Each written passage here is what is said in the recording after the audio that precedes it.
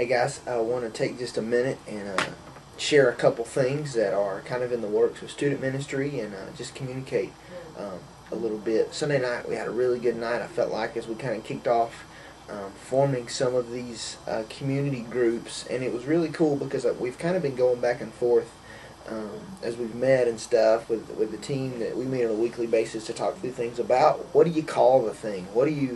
How do you put just kind of a brand on it?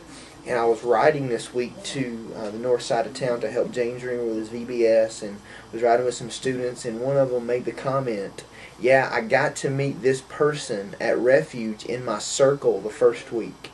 And it just kind of hit that out of this week's talk, when we just kind of laid out the principle that life change happens in a circle, that was kind of an idea they could identify with. And so that's what we're going to call these groups that we're forming, is just circles. And we're going to kind of play off that a lot of ways. But I feel like that is such a cool concept to think about, living life together in a circle, because life change happens in a circle, and just will be kind of our form of community as we move forward into this fall and stuff. And this week we'll be latching out some different groups that will be forming kind of the same format as we did this past week. And you should have gotten an email if this week I've got you some students so you can kind of look at those, and thank you for those of you who will be back in the weeks to come.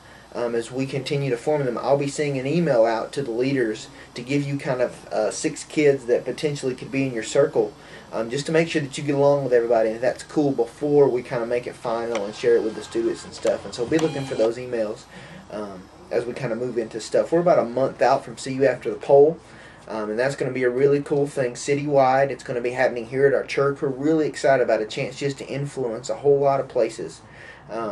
Just in the city and churches who some of them don't even have a student ministry, but for one night we can come together and just celebrate Jesus and get to share truth with them. And so we're really excited about that. I want to encourage you just to be praying through that.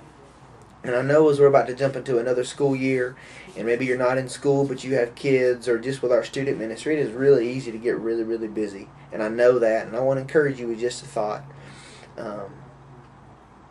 You set the pace for your life. Don't let life set the pace for you. The context for me, I can't let ministry set the pace for me. I have to set the pace for ministry.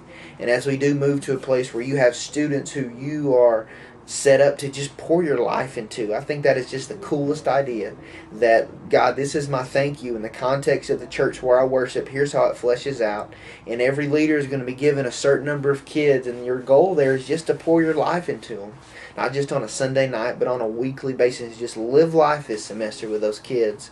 And that's your group. That's who you're walking with. And I think that is such a cool idea, and I hope that encourages you. But don't let things like having a group dictate your schedule and your life. No, you, as you pray and you spend time with God, let Him dictate how you can most effectively pour your life into those kids. So that would be a great principle just for all of us to understand and try to apply in our world, is we can't let life set the pace for us. We have to set the pace for life. We can't let ministry set the pace for us. We must set the pace for ministry. And I think that's very, very important. If you have any questions about anything, call me, email me, put it on the message board online, and we would love to correspond a little bit. We've got a lot of things in the works that are going on that we're excited to share with you in this fall season as we go into next year. Thank you for what you do. These circles could not be taking place without adults who step aside to say, you know what, I'll give part of my day, part of my week, part of my life to pour into the teenagers in the next generation. It's huge, and I couldn't do it by myself. We couldn't start 20 some odd circles if it was just me. But you guys make that kind of stuff happen, and I'm so thankful for that.